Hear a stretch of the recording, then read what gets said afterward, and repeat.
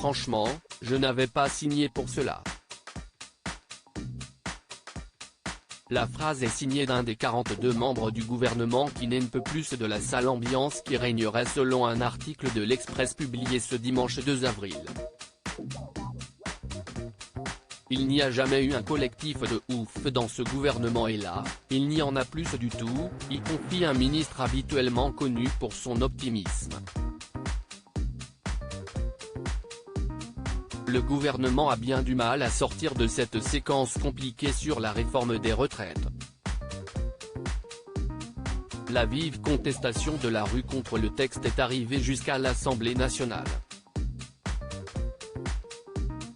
La stratégie d'accord avec les Républicains, ayant échoué, Elisabeth Borne a été contrainte d'utiliser l'article 49.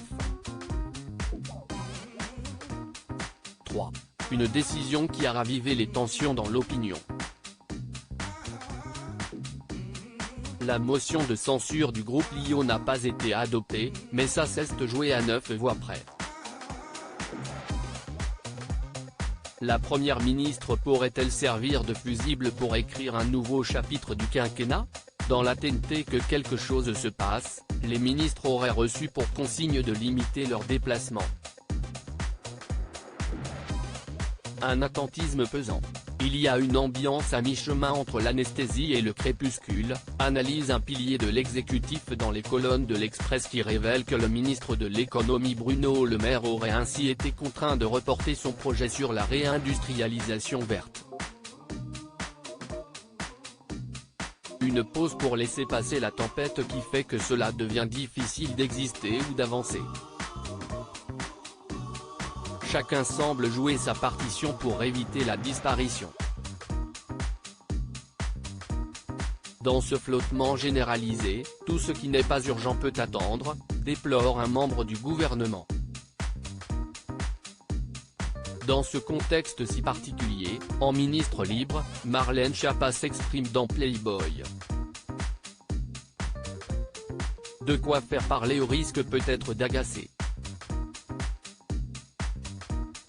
Découvrez les ministres du gouvernement Borne train possible remaniement dans toutes les têtes d'autres, davantage dans l'ombre, essaye de se faire remarquer du président, en cas d'un éventuel remaniement.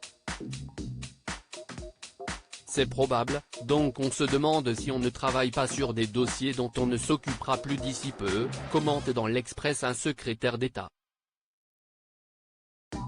Quelques collègues considèrent que, parce que le président leur a donné une mission, cela signifie qu'ils vont rester. Alors que non, s'amuse à observer dans l'hebdomadaire un pilier du gouvernement.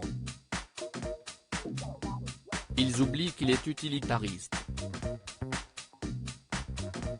Si vous êtes ministre des choux farcis, chargé de lui rendre une note sur les choux farcis, ce n'est pas pour autant que vous allez rester aux choux farcis. Il peut vous faire la commande 2 jours avant de vous virer ou de vous changer de poste, ajoute ce ministre du gouvernement d'Elisabeth Borne. Une chef de gouvernement qui paraît de moins en moins soutenue dans ses rangs.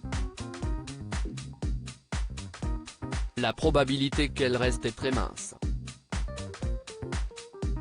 Si ce n'est pas maintenant, ce sera dans quelques semaines, tranche un de ses ministres plutôt pessimistes sur son avenir. Article écrit en collaboration avec 6 médias Crédit Photo, Raphaël Lafargue-Poul.